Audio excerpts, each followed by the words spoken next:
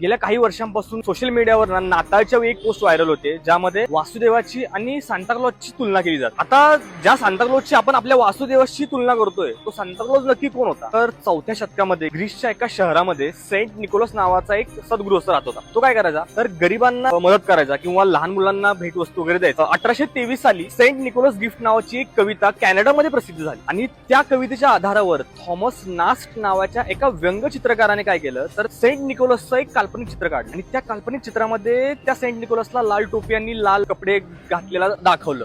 तिथून त्या कल्पना चित्रातला जो सांताक्लॉज होता तो नंतर जगप्रसिद्ध झाला आणि पुढे 1930 साली कोको कोला नावाच्या कंपनीने एक जाहिरात बनवली आणि त्या जाहिरातीमध्ये दाखवलं की नाताळच्या वेळी म्हणजे क्रिसमसच्या वेळी सांताक्लॉज रात्रीच्या वेळी येतो आणि लहान मुलांना भेट वस्तू देऊन जातो. त्या जाहिरातीमुळे तर तो सांताक्लॉज मग जगाच्या कानाकोपऱ्यात पसरतो. म्हणजे कल्पना चित्रातला हा सांताक्लॉज आहे. त्या सांताक्लॉजचा आपल्या संस्कृतीशी तर सोडाच, ज्या ख्रिश्चन लोकांचा हा सण आहे क्रिसमस, त्या ख्रिश्चन लोकांच्या संस्कृतीशी सुद्धा संबंध नाहीये. म्हणजे पवित्र अशा बायबलमध्ये सुद्धा या सांताक्लॉजचा साधा उल्लेख सुद्धा नाहीये. म्हणजे याचा अर्थ काय होतो, तर सांता हा येशूचा दूत आहे किंवा सांताक्लॉजला येशूने पृथ्वीवर पाठवले लहान मुलांसाठी, या गोष्टीमध्ये काही तथ्य नाहीये. आणि आपण या सांताक्लॉजची तुलना कोणाशी करतोय, तर समाज प्रबोधनासाठी पहाटे पहाटे अज्ञानाच्या गाढ झोपेतून आपल्याला जागा करणाऱ्या वासुदेवाशी आपण या सांताक्लॉजची तुलना करतो. म्हणजे काय, तर रात्रीच्या अंधारात चमकणाऱ्या काजव्याची आपण आकाशातल्या दैदिप्यमान सूर्याशी तुलना करतोय. हे आपण आता लक्षात घेतलं पाहिजे. आणि आता आपण काय करायचं आणि काय नाही करायचंय